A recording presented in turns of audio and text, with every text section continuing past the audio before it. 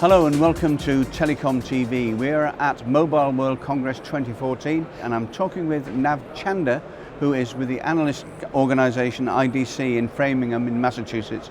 Nav, welcome. Last year there was a huge amount of hype and hot air around SDN and NFV, NFV in particular. Since about October, November last year, that hype seems to have collapsed in upon itself and we seem to be getting closer to some kind of reality. Is my analysis correct or not? Well, Martin, I think you're spot on. Last fall, I saw a huge turnaround and I had a chance to talk to some of the largest carriers involved in shaping NFV. There's a lot of sandbox activity still going on, but at the same time, we're seeing some serious trials and use cases that will develop into real services that really started to accelerate in the last 3 months especially. What do you think is the top line business reason for carriers to adopt NFV?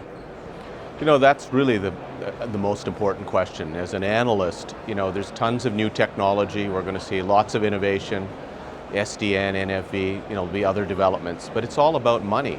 And for the carriers, a lot of people think NFV is only about saving money, but I think it's a little more than that. They will save money over time, but it's about creating new value, new services, service agility.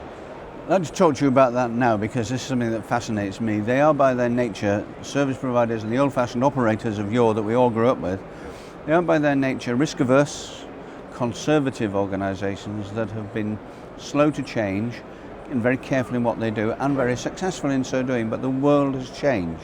What do you think are the biggest obstacles to success? I'm talking in terms to begin with of things like standards, interoperability, openness, ability to test and that kind of thing. Well, you know, I think those are all of the things you mentioned, interoperability, standards, openness are things that they always have to deal with. And with NFV, internal culture and the processes that are instilled in the way they do business internally. You can't do that anymore in a new world of apps, over-the-top players, the Web 2.0 companies that they compete with in some cases more and more, the Amazons, the Googles, Facebook, and others that you're going to see that can turn around and offer new services very quickly and develop them. On the positive side of standards, I have to give the carriers a lot of credit for working aggressively on NFV and developing the specs and framework in record time. I don't think I've ever seen that level of cooperation. What do you think a CSP is looking for at options as far as NFV deployment is concerned? Where is the focus at the moment? We've talked about the fact that it's about money, about interoperability, it's about standards, but what are they actually looking for first off? I think first off, they have to find services that they can monetize.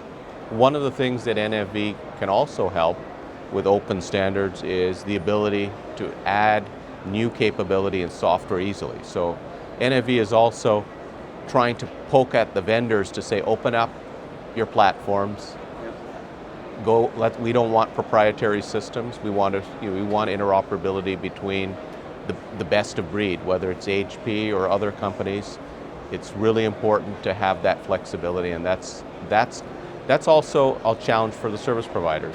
They have to develop labs and open up their platforms and be more open themselves. Do you think that's really going to help the operators and the CSPs compete properly with the over-the-top players, give them the agility that they need but they've never demonstrated before? If you think about it, a couple of years ago, even when NFV was starting, that was one of their biggest concerns. You know, how are they going to compete with Amazon, Amazon Web Services? Or how are they going to deal with Netflix, Hulu, Dailymotion, all the over-the-top players? Those are things that the carriers have to deal with. That's reality. I think the service providers, you're going to see some interesting business models, and I've talked to several at this show, that their arrogance and attitude is changing. You're going to see, I think, a lot more partnering and a lot more relationships with over-the-top players. So there's plenty of ways leveraging NFV related technologies and opening up the platforms to the content enablers that they have to do. And I think that's where they should focus on.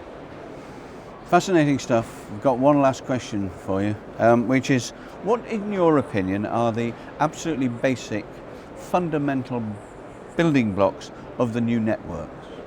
I think one of the things that's really exciting is what HP has actually done with Open NFV.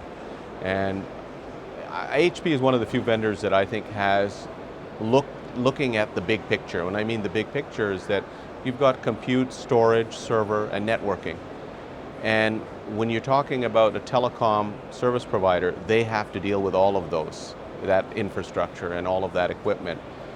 Virtualizing it, opening up that across from end to end, I think is really exciting, to open up the platforms and partner and create an ecosystem.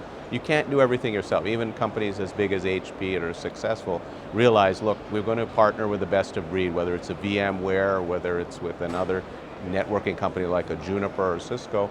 We're going to allow our service providers to choose the best solution based on what they need, and open up labs like HP's, the labs that they're creating with the Open NFV announcement. I think that's exciting, welcoming startups, other competitors, and service providers and content providers. Vendors that choose to remain in the silos or have some of their own products open but not create an ecosystem are not going to be successful in the long term. So I'm a firm believer that it's all about partnering. Fascinating stuff, very interesting, really enjoyed it. Nav Chander, thank you very much indeed. Thank you, Martyn. I enjoyed talking to you. And you. Thank you.